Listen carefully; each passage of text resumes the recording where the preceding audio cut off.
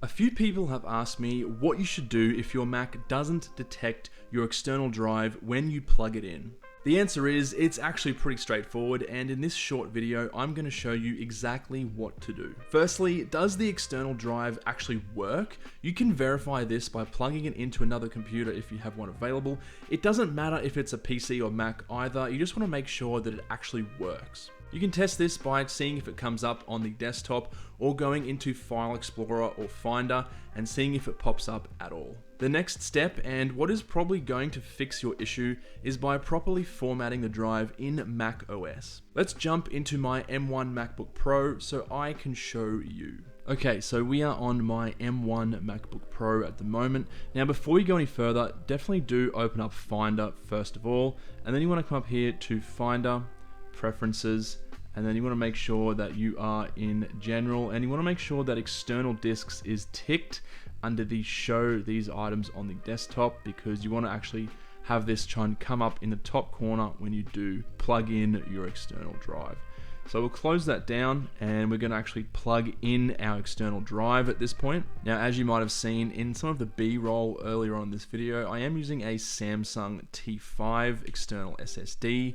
So I've just plugged this in now, and you can see this is actually coming up, but when I click on it, it opens up, but there's no way for me to read or write any kind of files or data onto this disk. So the next thing you want to do is you want to make sure it's actually properly formatted, because macOS can only read and write to particular drive formats. So if we open up Spotlight Search and we search for disk utility, and that's just the first one there, we'll open up disk utility, and as you can see here under the internal sections, coming up with the actual hard drive of the Mac. And under the external section, you can see we have the Samsung T5. Now, if it doesn't come up in the top right hand corner here, hopefully it is coming up here.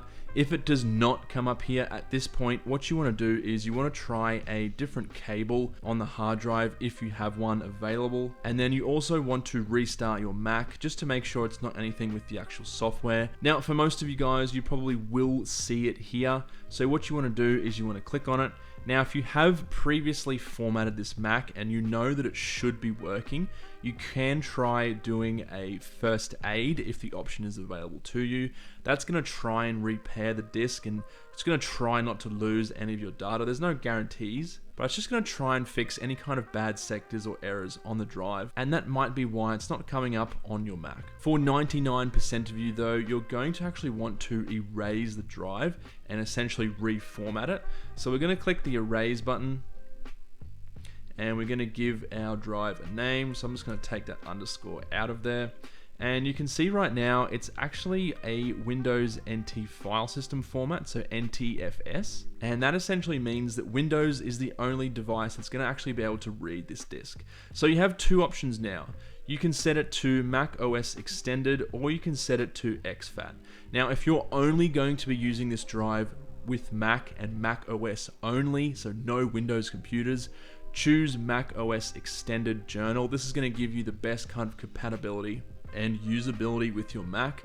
However, if you want to be able to use this particular drive on other devices, such as a TV or a Windows computer or something else, you're going to have to change it to exFAT, and that's essentially a universally compatible file format. So for me personally with this drive, I'm going to set it to exFAT, because this is how I actually transfer stuff between my Mac and my Windows PC. So I'm going to click Erase, and that is going to erase and reformat the Samsung T5. It's also going to change it from NTFS to exFAT. And as you can see there, if we drop the details down, everything was successful. So we're going to click Done. We're going to close down Disk Utility. And if we now open up the Samsung T5, you can see there that we are now able to drag and drop stuff in here. So I'm just going to transfer some test files. You can see that's transferred perfectly fine. Everything's in there, and there's absolutely no issues. Now, just a quick little extra. Some people have asked me if it's necessary to click the eject button before unplugging a disk. In my opinion, it's not super necessary. It is a good habit to get into, just in case anything's being read or written to the drive just before you eject it. So my recommendation is just yes, click the little eject button, but if you forget, it's not a big deal. Anyway, that's it from me, guys. Hopefully this fixed your issues. If you have any comments or questions, or you're still facing issues, do leave a comment down in the comment section below and I'll do my best to get back to you. But apart from that, I will catch you guys in the next one.